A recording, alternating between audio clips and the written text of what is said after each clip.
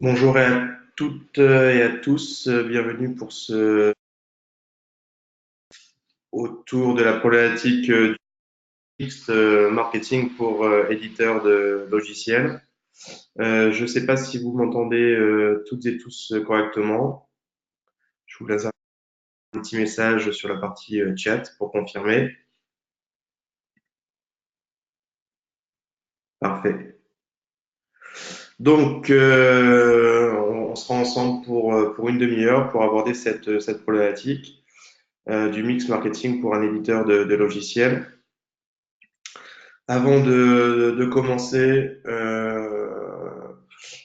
tous ne connaissent pas R2B, Road to Business.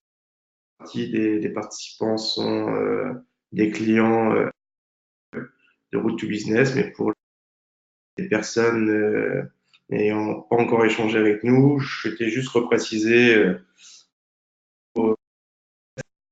spécialisé uniquement sur la partie éditeur de logiciels. Nous accompagnons de nombreux éditeurs chaque à travers les problématiques du marketing, du commerce ou des enjeux technologiques fortement impactés aujourd'hui par les modèles SaaS, de l'on-premise vers le SaaS. Nous avons des activités de conseil, d'accompagnement, de formation, d'externalisation marketing. Nous faisons le marketing partiellement ou totalement de certains éditeurs. Voilà en quelques mots R2B. Alors, cette problématique de mix marketing, euh, avant de l'aborder, je souhaitais préciser deux aspects qui sont vraiment propres aux éditeurs de logiciels. La première, c'est lorsque une offre est innovante, un chargé de marketing ou une équipe commerce marketing doit avant tout travailler sur l'évangile de ces différentes cibles afin de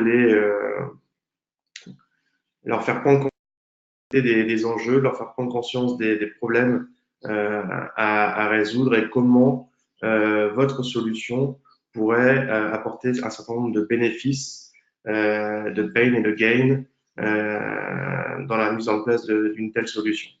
Donc ça, c'est un premier travail. L'innovation, elle est à la fois technologique, mais elle peut être également dans l'usage. Ça, c'est le premier point. Le second point, c'est lorsque vous avez une offre qui est un peu intangible. Aujourd'hui, lorsque l'on acquiert une solution type ERP, CRM ou autre solution logicielle, tant que vous ne l'avez pas implémentée, paramétrée à vos attentes, déployée correctement, qu'elle soit assimilée par les utilisateurs, il est difficile d'évaluer, de rendre tangible cette offre logicielle. Donc, au niveau, dans une démarche marketing, vous allez devoir rendre tangible cette offre, sachant que l'un des principaux freins à l'acquisition d'une offre logicielle reste la partie intégration. Donc, au niveau de votre offre et de votre marketing opérationnel, il va falloir montrer qu'il est votre solution, elle s'interface dans un système d'information global, etc., etc., pour réduire tous les freins à l'acquisition. Ça, c'est le premier point que je t'ai réabordé parce que d'un point de vue marketing B2B spécifique aux éditeurs, ce sont deux points essentiels.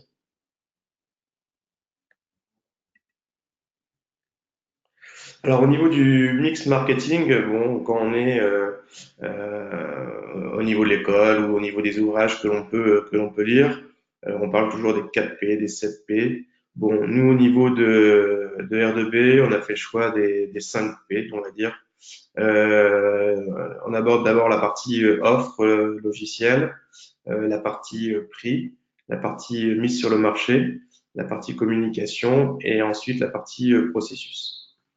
Donc, durant ce webinaire, on va regarder en détail l'ensemble de ces points. Si vous avez des questions, j'essaierai de les lire en même temps et d'apporter des précisions le cas échéant. Alors, le premier point, c'est la partie offre. Ça concerne toute la partie mise en valeur de vos fonctionnalités et de vos services. C'est vrai qu'aujourd'hui, au niveau des éditeurs de logiciels, on constate que ce qui est mis en avant, c'est tel ou tel pack d'usage euh, et puis une partie service assez classique autour de la partie maintenance support, formation produit. Si je reprends la partie mise valorisation de vos solutions, aujourd'hui peut-être que vous avez mis en place des packs donnés qui un pack peut avoir plusieurs fonctionnalités ou groupements de fonctionnalités travaillant étant complémentaires et que vous avez packagé. Ça, c'est une première approche. Il peut être aussi pertinent de valoriser uniquement une seule fonctionnalité qui répond à un problème réel.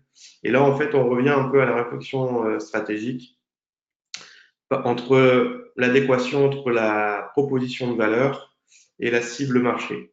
Donc, soit on peut s'amuser par exemple, à réduire sa proposition de valeur, mais pour garder une cible très large. Donc, à ce niveau-là, souvent, nous, en formation, on aime bien prendre l'exemple d'un éditeur dans le supply chain management qui, dans le fin fond du Pays Basque, s'adressait à un ensemble d'équipementiers électroniques basés en Asie. Très difficile de les atteindre, sachant que il y avait tous les gros du supply chain management qui étaient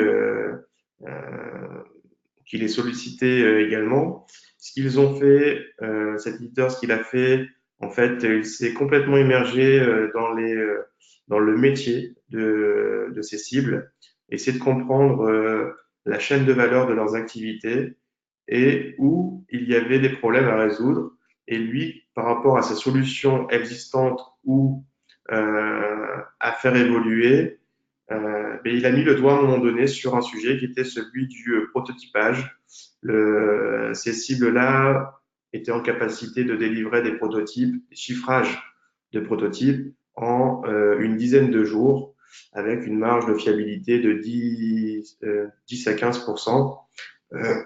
Et donc lui, par rapport à sa solution, et juste le fait d'isoler une petite couverture fonctionnelle, il leur a mis à disposition en fait de chiffrage, de prototypage, où en 48 heures, ces cibles-là pouvaient disposer d'un chiffrage avec une marge d'erreur de 15 à 20%. Et cet écart au niveau de la marge d'erreur était suffisante et répondait aux besoins de cette cible. Donc c'est comme ça qu'il a mis un pied sur ce marché et ces différentes cibles, avant bien sûr de proposer l'ensemble de sa suite de solutions. Je vais prendre également l'exemple par exemple, de MailKitchen, qui est une solution d'emailing. Aujourd'hui, dans le savoir-faire des solutions d'emailing, il y a un travail qui est fait par tout le monde, entre guillemets, mais qui n'est pas forcément mis en avant. Et bien là, c'est MailKitchen qui a mis en avant, par exemple, le nettoyage de base et a isolé, entre guillemets, une offre, une partie fonctionnelle. Et donc, on peut, sans s'abonner, utiliser cette partie-là. Et en fait, ça vous permet d'avoir une acquisition client juste sur une petite partie fonctionnelle et de répondre à un problème. Ça, c'est le premier point sur la partie solution. Le deuxième point concerne les API. Les API sont souvent pas assez mises en avant. Des systèmes de plus en plus ouverts. Une bonne partie du marché SaaS est aujourd'hui en SaaS. Donc, il est important en fait qu'il y ait des connecteurs entre les différents systèmes d'information, idéalement bidirectionnels. Les données viennent chez vous et vous repoussez des données de manière synchrone ou asynchrone selon les éditeurs de logiciels. Donc, il est important au niveau, par exemple, ici, on est un peu sur une architecture, une arborescence de site web. Au niveau de l'onglet de la rubrique solutions, eh bien, de valoriser cette partie API. Je vais prendre l'exemple de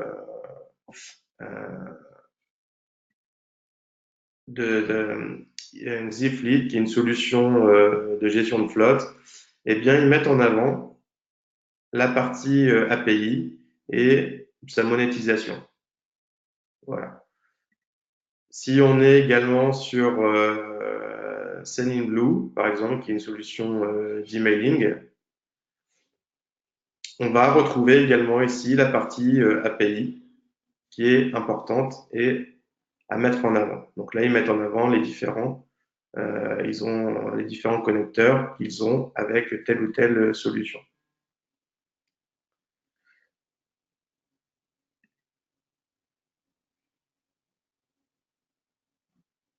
Ah, est-ce que c'est normal la page d'intro?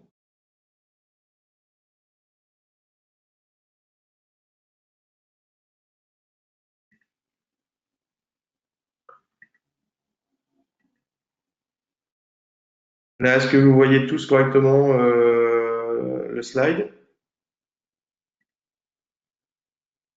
Ok.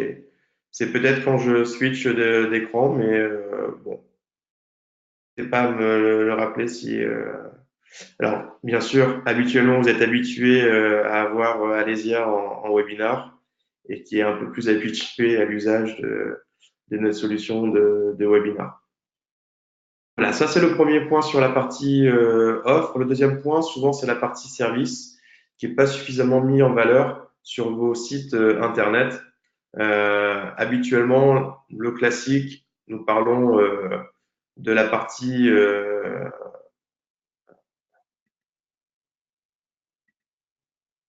Alors, toujours ce petit problème de diaporama. Est-ce que vous voyez bien le slide ou pas?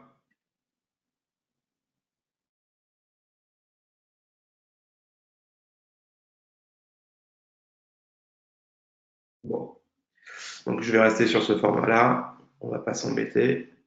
Donc, au niveau de la partie service, la chose classique, c'est de parler de vos activités de support et de maintenance et de la formation de vos produits.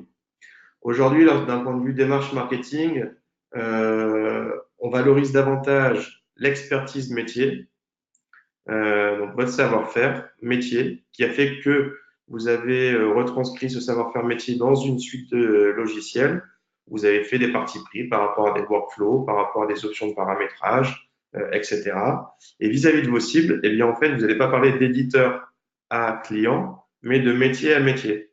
Et donc, il est toujours opportun de valoriser cette partie métier à travers, par exemple, des formations métiers.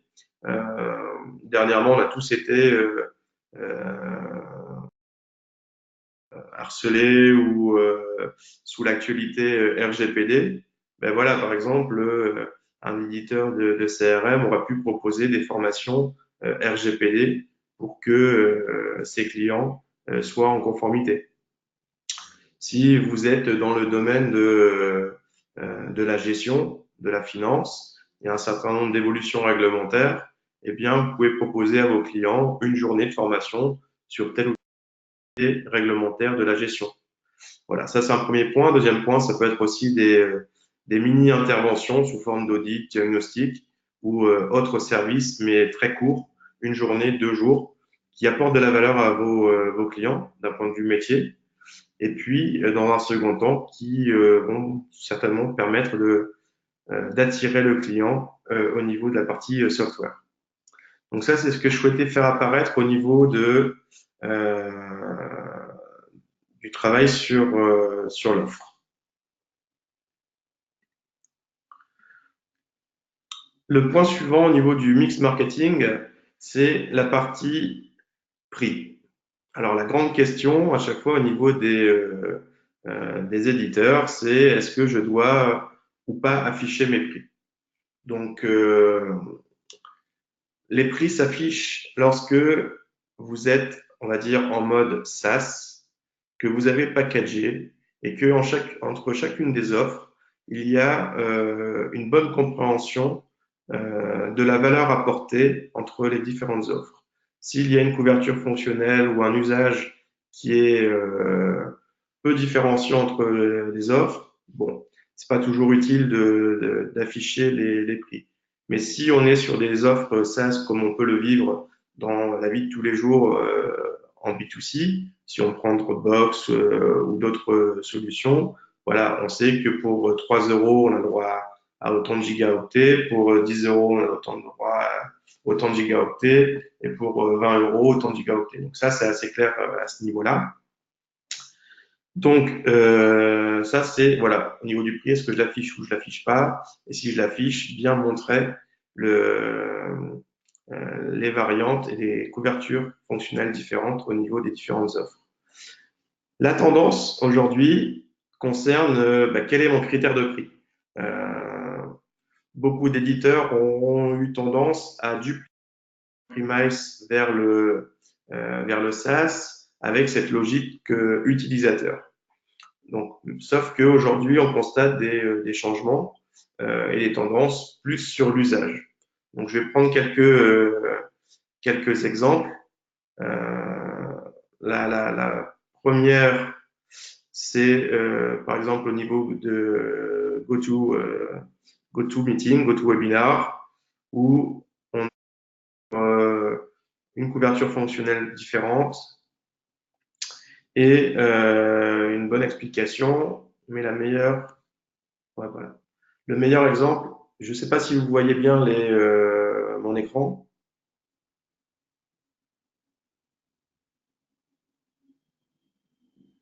Ok. Donc, au niveau, par exemple, au niveau de 360 Learning, qui est une solution LMS de formation, au niveau de leur page tarif, ils ont trois onglets. En fait, un onglet où on est sur l'approche par utilisateur, un onglet qui est sur l'approche par formation et par mot public. Et en fait, ils suggèrent trois types d'usages au niveau de leur offre tarifaire. Donc ça, je trouve que c'est assez innovant. On peut avoir également si on prend les éditeurs type ERP, solutions de gestion, aujourd'hui, la tendance est de partir sur une tarification, par exemple, au bulletin de paye ou au nombre d'écritures comptables, par exemple. Dernièrement, j'avais un éditeur dans le domaine des immobilisations sur la partie financière. Eh bien, ils avaient des offres packagées sur le nombre d'immobilisations générées par an. Donc ça, c'est un peu au niveau de l'usage. Également, en termes de retour d'expérience, j'avais un éditeur dans le domaine de la formation à distance, où il mettait à disposition des classes virtuelles, etc. Et puis, il est parti sur le critère de prix qui est leur formation. En fait, ces cibles étaient les organismes de formation, etc. Et le critère connu, utilisé quasiment au quotidien par ces cibles, c'est leur formation. Donc, il a packagé des offres en heure formation avec des couvertures fonctionnelles différentes à côté. Donc ça, c'est pour le tarif, mais je pense que chez vous, ça doit être un grand débat. Est-ce que oui ou non, on affiche nos tarifs? Sur la partie tarifaire, alors oui, je voulais vous montrer également sur des bonnes et des mauvaises pratiques. Euh, Si je prends l'exemple de Mail Kitchen, bon, on voit ici que l'offre, elle est beaucoup trop large. En général, on va retrouver trois offres prioritaires. Donc là, c'est beaucoup trop large. On a du mal à percevoir les différents paliers, gap entre chacune des offres et ce que ça apporte. Par contre, ce qui est pertinent, c'est de jouer sur les tarifs en fonction des durées sur lesquelles on souhaite s'engager. Donc ça, c'est assez intéressant. Il en est de même sur la GoToWebinar. Si je passe de mensuel à annuel, hop, on voit tout de suite l'impact de la réduction tarifaire. Donc ça, ce sont des choses d'un point de vue captation du prospect qui sont intéressantes. Voilà pour la partie tarifaire. Sur la partie mise sur le marché, voilà, j'ai quelques commentaires par rapport à ça. Donc, aujourd'hui, les éditeurs de logiciels sont souvent dans des cycles un peu historiques au niveau de l'entreprise. Je vais prendre l'exemple du groupe Cégide. Depuis un peu plus d'un an, quasiment 2 ans, ils sont revenus à l'indirect. C'est-à-dire qu'à une époque, ils étaient en mode indirect. Ils ont décidé de passer en mode direct. Et aujourd'hui, depuis 2 ans, ils sont repassés au mode indirect, mais toujours en phase migration. C'est-à-dire que on bascule pas du jour au lendemain du direct vers l'indirect. Ça prend du temps. En tout cas, mon message est le suivant. Lorsque l'on est au niveau national sur le marché français, il faut choisir l'un des deux modèles. Donc, vous privilégiez soit le direct, soit l'indirect, mais un mode hybride n'est pas efficace. Le mode hybride, on peut le réaliser lorsque l'on mixe la partie marché national que l'on pourrait adresser en direct versus l'international parce que j'ai pas la capacité à ouvrir des bureaux dans tel ou tel pays. Et donc, je mets en place un réseau de partenaires qui sont des revendeurs, des intégrateurs, etc., qui peuvent avoir différents statuts. Et là, on peut avoir un mode hybride entre le direct et l'indirect. Voilà.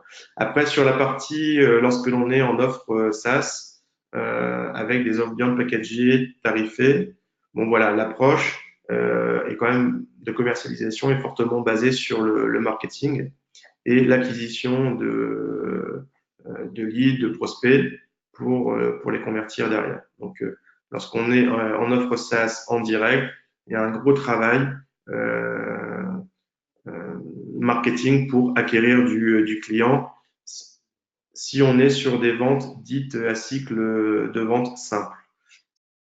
Cycle de vente type complexe où on a un cycle de vente qui peut dépasser les 12 mois, où il y a énormément de parties prenantes entre les métiers, l'informatique, etc., des budgets assez conséquents. Bien là, bien sûr, la partie force de vente sera fortement contributrice au développement de cette mise sur le marché en direct. Voilà pour la partie mise sur le marché, brièvement. Sur la partie communication, alors aujourd'hui, on est, vous qui êtes dans le marketing, hein, pour la plupart, on ne parle quasiment aujourd'hui que d'inbound marketing. Bah, en tout cas, il ne faut pas oublier l'outbound marketing, donc le sortant. Le dénominateur commun et qui reste le meilleur canal d'acquisition, c'est l'emailing. Donc, certes, vous allez générer du trafic, générer du contact entrant à travers votre marketing de contenu, vos webinars et autres activités marketing pour générer du trafic et de la conversion derrière. Mais si vous continuez à faire de l'outbound marketing, l'email reste fort. Si vous avez des télémarketeurs, opérateurs qui font de la prospection téléphonique, eh bien aujourd'hui, grâce à l'inbound, ben, ils vont faire du sortant, mais de meilleure qualité, parce qu'on a déjà un certain nombre d'informations par rapport aux fichiers, et on n'est plus dans des fichiers à froid, on peut être sur des fichiers tièdes pour mieux les qualifier et peut-être en ressortir avec des fichiers et des leads chauds. Je voulais faire un petit zoom sur la partie objectif budget d'un point de vue communication. Dans la plupart du temps, vos managers ou directeurs généraux vous disent eh bien, Ludovic, cette année, tu as 30 000 euros. Bah, fais ce que. Essaye de faire le maximum. Donc, bien souvent, on doit faire preuve de créativité, d'inventivité, d'utiliser beaucoup d'outils qui sont en mode gratuit et qui nous aident à mieux qualifier notre trafic, mieux connaître nos cibles, mieux générer de leads. Mais je voulais avoir cette réflexion avec vous sur la partie bah, éventuellement comment je négocie mon budget avec ma direction. Si on challenge le marketing au niveau chiffre d'affaires global de la société, ben, il est normal d'avoir des moyens pour atteindre ces objectifs. Il faut savoir que, d'après les études Syntec sur l'activité éditeur de logiciels, lorsque la plupart des éditeurs de logiciels qui sont en mode on-premise majoritairement, euh, eh bien, en fait, euh, euh, ils doivent renouveler chaque année. Alors, il y a 70% de leur chiffre d'affaires qui est renouvelé chaque année. Quand on est sur un mode SaaS, on est à peu près à 90-95%, voire plus, selon les familles. Donc 90 à 95% du chiffre d'affaires chaque année est renouvelé. Mais par contre, par rapport aux objectifs de l'entreprise, il y a toujours du nouveau business à aller chercher. Et dans le cas présent, je prends l'exemple de, ben voilà, éditeur de logiciels. Cette année, je dois aller chercher 200 000 euros de nouveaux business et je décide d'objectiver euh, ma direction marketing pour, à hauteur de 50% de ce nouveau business. Je veux que 50% de ce nouveau business soit d'origine marketing. Donc, à moi, marketeur, d'être à l'initiative de 100 000 euros de nouveaux chiffres d'affaires. Et donc, si on dit que c'est un panier, si on a un panier moyen de 10 euros, 10 000 euros, eh bien, à nous d'être à l'origine de 10 nouveaux contrats. Et donc, si on s'amuse un peu en cascade descendante, si on doit aller chercher ces nouveaux contrats, 10 nouveaux contrats, on connaît approximativement le taux de transformation de nos équipes commerciales, et qui est là, par exemple, de 30%. Eh bien, dans le CRM, il doit y avoir 30 opportunités de manière continue qui sont d'origine marketing, opportunités qui ont été validées par le commercial. Et puis, dans l'étape préalable, c'est, ben voilà, je connais aussi le moment où je mets un lead marketing dans le CRM et je l'affecte à une direction commerciale ou à un commercial. Je sais aussi qu'en général, il y a 30%, voire peut-être plus, de leads qui ne sont pas en fait finalement des opportunités et que le commercial ne les a pas convertis en opportunités. On n'est pas passé du statut lead au statut opportunité commerciale. Donc, j'ai toujours, quoi qu'il arrive, à injecter à un moment donné 80 leads qui, pour nous, direction marketing, sont qualifiés et chauds. Par contre, il y a une perdition, peut-être de 50%, entre le moment où je convertis quelqu'un par rapport à un livre blanc, un webinar, etc., où j'ai capté un lead, je dois le générer, je dois le maturer, le nurserer. Et donc, au final, j'aurai peut-être 180 leads à générer sur l'année euh, à travers ma solution marketing automation et ou avec le CRM. Et donc, d'un point de vue marketing et budgétaire, eh bien, de quel budget dont j'ai besoin pour atteindre cet objectif des, euh, euh, des 180 leads. Alors, j'ai une question là, concernant un exemple concret de lead de contrat. Non, mais voilà, c'est par exemple, j'ai quelqu'un qui a participé à un webinar sur un sujet. Et bien derrière, peut-être avec la solution de marketing automation, je vais lui pousser à travers un scénario, lui pousser du contenu en lien avec le thème du webinar. Et au fur et à mesure de ces actions, il va y avoir un scoring et on va dire que peut-être à partir de 30 points, euh, ce prospect, eh bien, il commence à être chaud et voire qualifié. Et c'est là où on va le mettre dans le CRM. Voilà. Donc, et après, de toute façon, par rapport au terme lead, euh, c'est propre à chaque éditeur en fait. Euh, nous, quand on fait de l'externalisation marketing avec nos clients, on a souvent ce débat. Qu'est-ce qu'un lead? Et c'est là où on doit préciser parce qu'on peut être challengé en fonction du nombre de leads générés. Par exemple, pour certains éditeurs, le lead peut être un prospect auquel j'ai soumis une proposition. Ça peut être plus bas, juste un formulaire complété ou une marque d'intérêt. Et puis entre deux, il peut y avoir des livres un peu plus matures. Donc tout est une question de définition et c'est à vous, avec votre direction commerciale, de qu'est-ce qu'un lead et à partir de quand je le bascule vers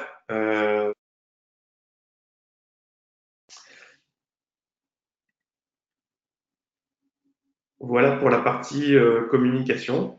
Sur la partie process, alors aujourd'hui, par rapport, il y a 3 points par rapport à la relation client et support. Bon, on voit chez les gros éditeurs, il y a la course on voit souvent élu meilleure relation client chez les éditeurs en 2018, et ça permet un axe de communication très fort. Mais vous, au niveau de votre site internet, notamment, de vos supports de communication, n'hésitez pas à communiquer régulièrement sur euh, les délais les taux de résolution de votre activité support niveau 1, si vous avez des délais, des taux de satisfaction, un certain nombre d'indicateurs qui valorisent la qualité de votre relation client au niveau du support, mais au niveau commercial. Pareil, n'hésitez pas à réaliser un certain nombre d'enquêtes de satisfaction par an et de communiquer vis-à-vis de votre portefeuille client sur cette satisfaction. Ça, c'est le premier point qui n'est pas souvent assez mis en valeur parce que voilà, c'est pas forcément rentré dans les habitudes, dans les processus de l'entreprise. Le deuxième, c'est toute la partie intégration. Tout à l'heure, j'ai évoqué le fait que l'intégration, c'était un peu un frein à l'acquisition. Donc, n'hésitez pas au niveau processus et donc au niveau marketing de d'avoir une page dédiée peut-être à votre méthodologie de mise en œuvre des projets, comment vous gérez la reprise de données, comment vous, sur un projet standard, vous découpez, vous phasez vos projets. Euh, en cas si vous êtes en mode SaaS, comment ça se passe par rapport à un client qui souhaite partir et comment il peut récupérer ces données. Mais au moins, au départ, vous l'aurez rassuré par rapport à tout ça et vous allez pouvoir l'acquérir. Et ensuite, le dernier point sur la partie process, c'est un peu lié à la roadmap. Euh, la roadmap, en fait, c'est ce qui fait rêver vos clients, vos prospects. Il faut en donner sans trop en donner.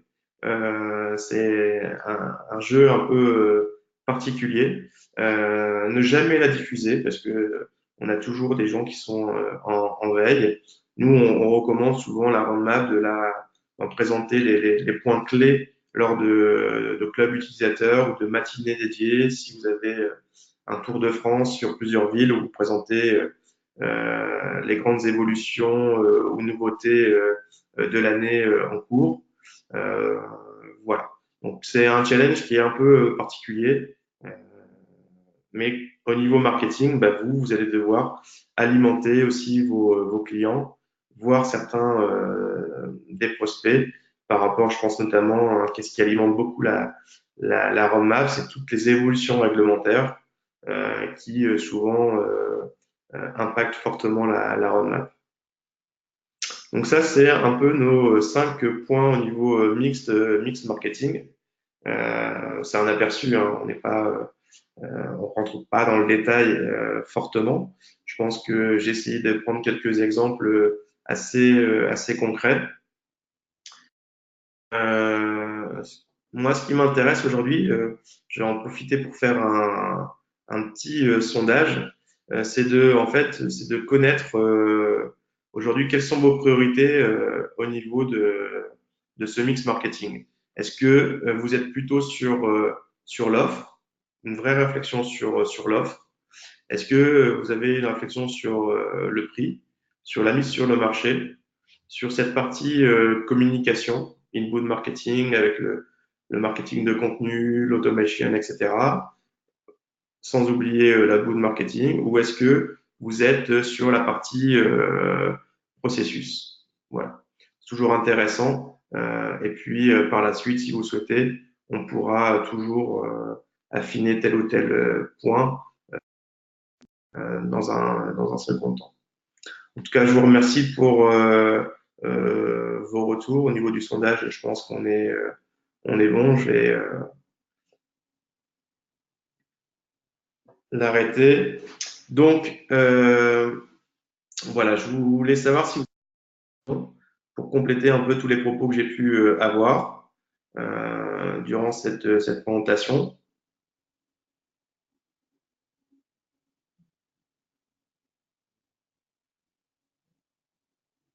Alors, j'en profite pour rebalayer un peu les questions de tout à l'heure. Pour emailing et télémarketing, il faut tout de même avoir le double opt-in des prospects. Comment contourner cette limite? Bah là, on revient en fait à la partie RGPD, hein. C'est oui, d'être au maximum en conformité par rapport à nos prospects ou nos clients. Il y a un très bon article, je vous invite à aller le lire sur le site de la CNIL. Vous avez un article qui reprend la réforme RGPD dans le cadre d'une prospection commerciale. Et donc, marketing et commerce, hein, naturellement, et qui remet tous les points et quelles sont un peu les bonnes pratiques, notamment attendues par, par la CNIL à ce niveau-là.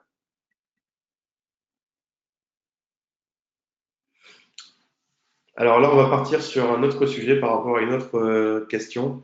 Euh, la question, c'est que pensez-vous de Facebook Ads et de Google AdWords? Par rapport à Google, vous avez vu que ils sont en train de reconsolider leur plateforme et en la renommant à travers la plateforme désormais qui sera Google Ads tout court. Donc, euh, la partie référencement payant, oui, c'est pertinent en termes d'acquisition de trafic, hein. Il faut savoir par exemple que les e-commerçants, environ 60% des trafics de ces sites e-commerce sont générés par du référencement payant. Et donc en fait derrière, ça revient à la réflexion, quel est mon coût d'acquisition? Et dans mon coût d'acquisition, bah, j'ai cette partie référencement payant. Quel canal choisir? Bah, tout dépend de vos cibles. C'est vrai qu'en éditeur de logiciel, que vous soyez vertical, c'est-à-dire avec une approche très sectorielle ou métier, ou horizontale, est-ce qu'il faut vous poser la question, est-ce que mes clients sont sur Facebook? Ça peut être des clients directs en B2B. Euh, Moi, je vois souvent Facebook plus dans le B2B2C ou B2B2B.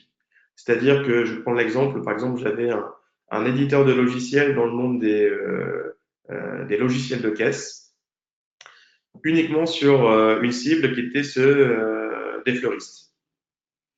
Et donc, ils avaient deux types de clients, le client qui paye et le client utilisateur. Et parfois, le client utilisateur est également le client payant.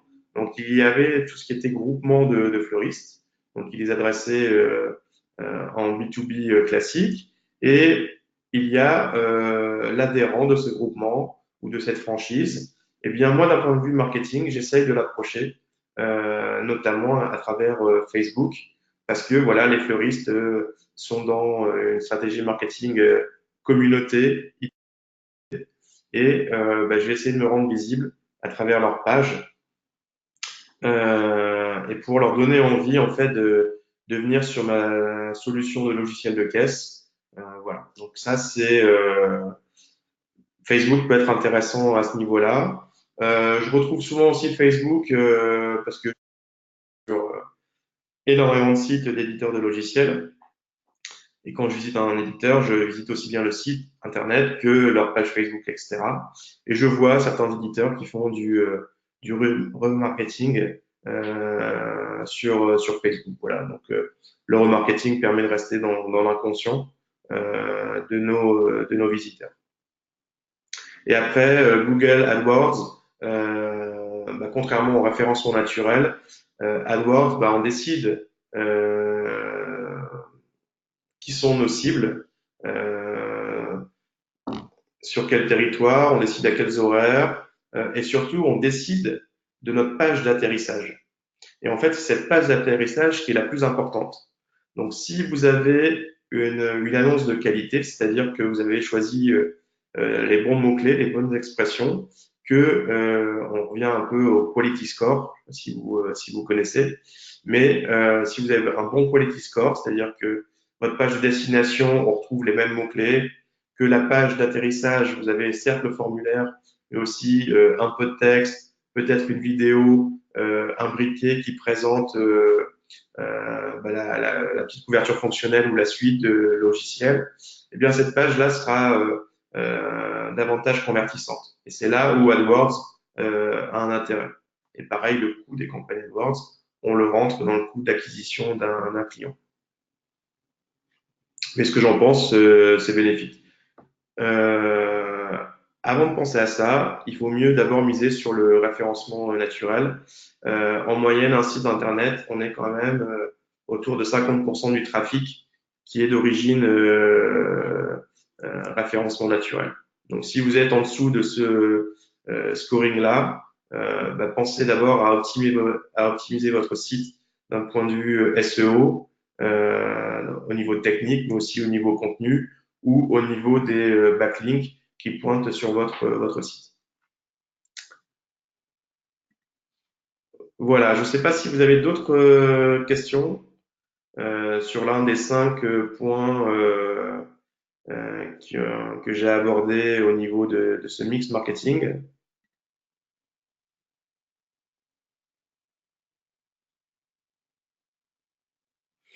Bon, en tout cas, pour clôturer, je vois qu'il n'y a plus d'autres questions. Pour clôturer ce webinaire, déjà, je vous remercie à nouveau de votre présence. Je vous invite, si vous voulez aller plus loin sur différents sujets, à consulter nos différentes formations. Et puis, au niveau de notre prochain webinaire, ça sera justement quelles sont les démarches commerciales et les process, le sales process, entre une offre de logiciel on-premise versus une offre logicielle SaaS. Donc là, je pense que c'est à la fois pour les marketeurs et les commerciaux, et ensemble, c'est réfléchir à quelles seront notre démarche commune au niveau commerce marketing en fonction de est-ce que je suis on-premise ou versus SaaS. Voilà. Je vous remercie et je vous dis à très bientôt. Avec toute l'équipe R2B, on reste à votre disposition par email. Voilà, n'hésitez pas à nous poser nos questions ou des questions et on est à votre disposition. D'ici là, je vous souhaite une belle fin de semaine et à très bientôt. Au revoir.